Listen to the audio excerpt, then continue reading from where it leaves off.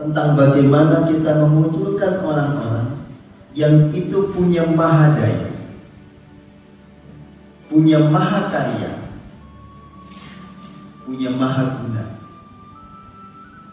Ringkasnya, saya mengajak Anda bertransformasi secara utuh, secara penuh, menjadi satu sosok yang itu bisa menjadi problem solver atau menjadi pemberi solusi atas segala persoalan yang ada di lingkungan kita. Jadi, teruslah bertumbuh sampai kepada titik di mana Anda mencapai rancangan yang paling agung. Saya mau kasih gambaran sedikit saja.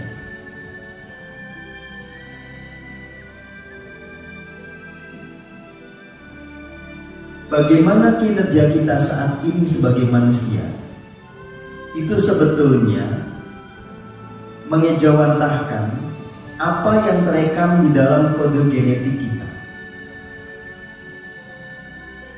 Jadi sebelum sesuatu itu mencapai tataran material, itu pasti ada rancangannya di dunia yang lebih halus. Jadi kualitas diri kita itu sebetulnya mengejawantahkan apa yang terekam di dalam DNA kita. Nah, nanti akan ada sebuah proses bolak-balik. Apapun kemudian yang kita lakukan, itu juga akan mengubah tatanan di DNA kita, akan mempengaruhi kualitas di DNA kita.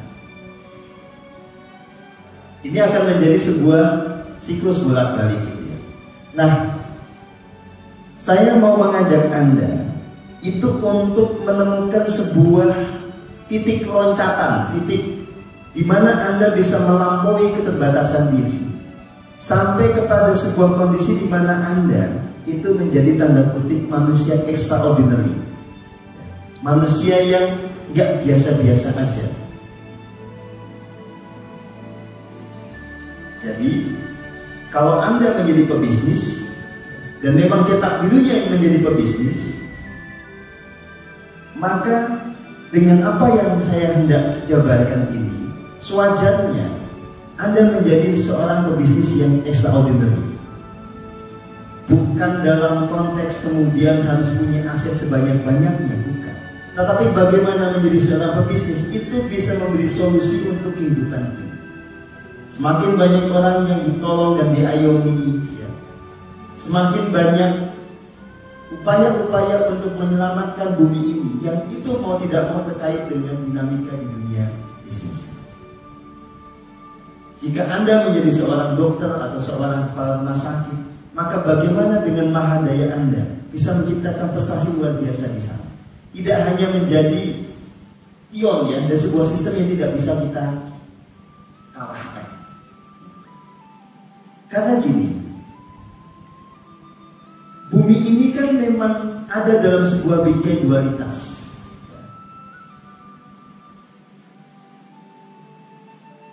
Pada diri manusia itu selalu ada yang namanya sisi gelap atau tendensi untuk mengikuti angkara murka. Dan di luar sana itu juga ada kekuatan-kekuatan kegelapan yang itu akan selalu mengincang, selalu akan punya sebuah manuver untuk memengaruhi orang lain untuk juga bisa berangkara murka. Nah, secara faktual, orang-orang seperti ini itu usahanya serius banget untuk merealisasikan apa yang menjadi hasrat egoistiknya. Dan hasilnya adalah banyak orang yang itu kemudian menduduki jabatan-jabatan strategis, ya, dunia bisnis, dan berbagai macam pos lainnya itu adalah mereka yang hidup di dalam keangkaran mereka. Dan imbasnya adalah terbangun sistem yang sebetulnya sangat timpang. Nah, pada titik ini kita akan menemukan sebuah kesenjangan. Di satu sisi ketika kita hening, meditasi, kita menemukan kedamaian, gitu. Begitu kita melihat keluar diri, melihat lingkungan sekitar kita ketemu dengan dunia yang sama sekali tidak hening. Dunia yang betul-betul penuh dengan ketidakadilan, dan di sana itu yang ada hanya angkara murka. Nah, kita ini punya pilihan kemudian Ya sudahlah, terserah, yang penting gue meditasi. Atau kita menjadi sosok yang dengan apa yang merupakan kapasitas kita bisa membereskan yang ini. Nah, membereskan yang ini sekali lagi, itu sebetulnya adalah proses fisiologis kalau kita punya kesadaran yang ini. Catatannya adalah masalah-masalah yang berat ini tidak akan pernah bisa kita bereskan kalau kita hanya menjadi orang baik. Pada titik ini kita membutuhkan banyak orang tercerahkan yang jiwanya murni dan dia bisa memainkan kekuatan ilahi yang tanpa batas. Contoh real ya, misalnya Pak Sumali sekarang kan jadi birokrat, jadi PNS gitu ya. Kalau lagi hening ya pasti kan bahagia. Coba Bapak ke kantor, apa yang Bapak hadapi? Terus pertanyaannya kita mau apa? Apa kita kayak hidup di dunia lain gitu loh ya? Pokoknya yang penting gue asik aja lah, terserah itu kayak apa. Nah, atau justru Pak Sumali dengan segala daya dan upaya ya, sesuai dengan kapasitasnya berusaha untuk membereskan itu, sehingga ada keselarasan antara hidup kita yang spiritual ini dengan dunia yang real. Nah, orang-orang yang tercerahkan, yang disebut para avatar, itu bukan orang yang mau cari tenang sendiri. Jadi dimanapun dia berada, ketika di situ ada tantangan, maka itu menjadi misi agungnya untuk membereskan.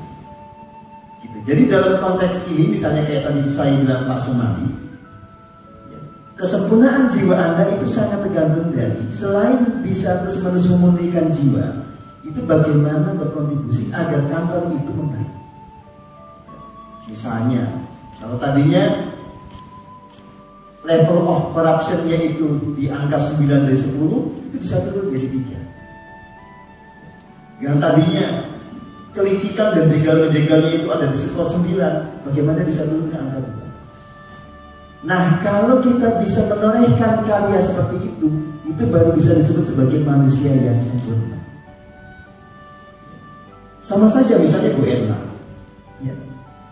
Kan megang rumah sakit, gue ini punya 2 pilihan. Sudahlah pokoknya manut sama sistem, yang penting gue aman.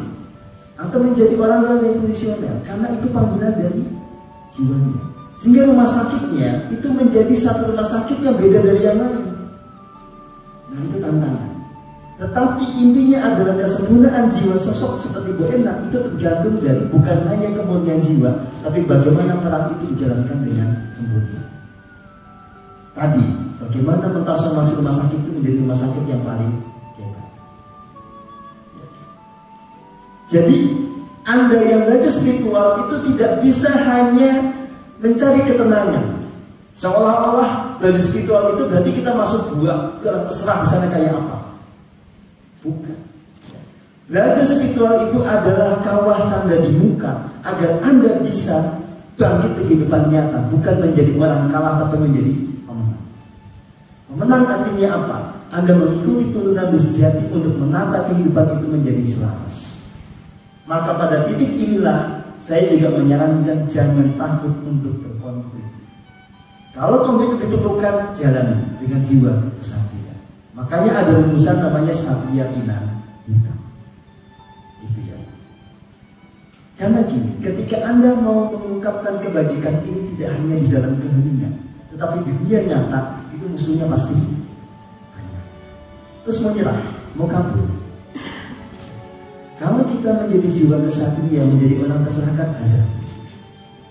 Karena tanpa Anda itu berkarya di bidang masing-masing, itu tidak ada yang namanya bumi sorgawi.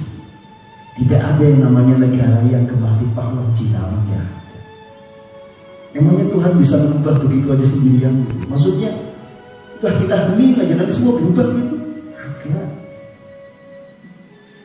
Nggak bisa lah.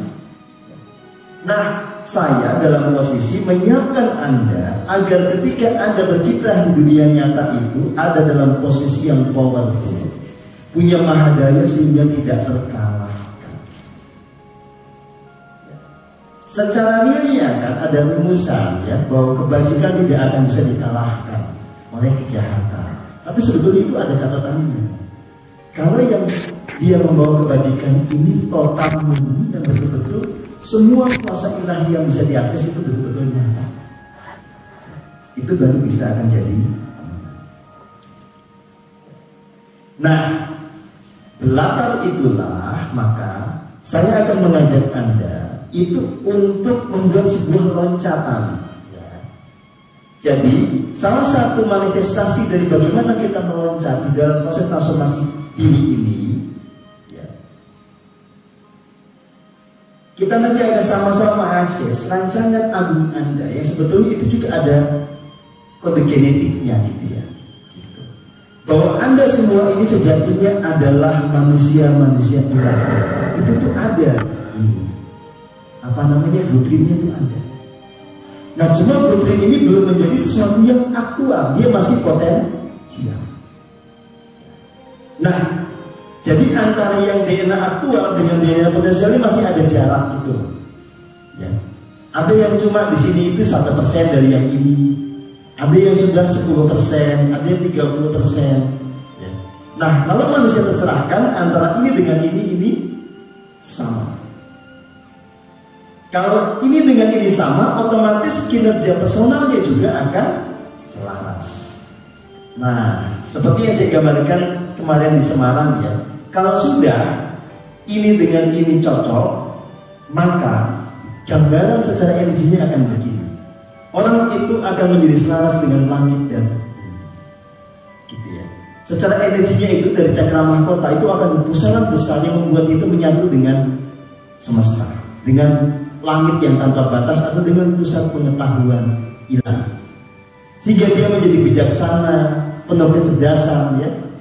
Tahu kalau situasi begini dia akan menghadapinya dengan cara ini dan seterusnya. Nah, yang ini kaitannya dengan bumi, menyatu dengan bumi. Apa manifestasinya? Ya, kebugaran, kesehatan, keberlimpahan dan seterusnya. Nah, poros dari semuanya nanti ada di sini. Kasih, keterhubungan dengan diri saja. Oke, ini pengantar saya. Silakan teman-teman yang punya pendapat mau bertanya, sumonggo sebelum saya lanjut.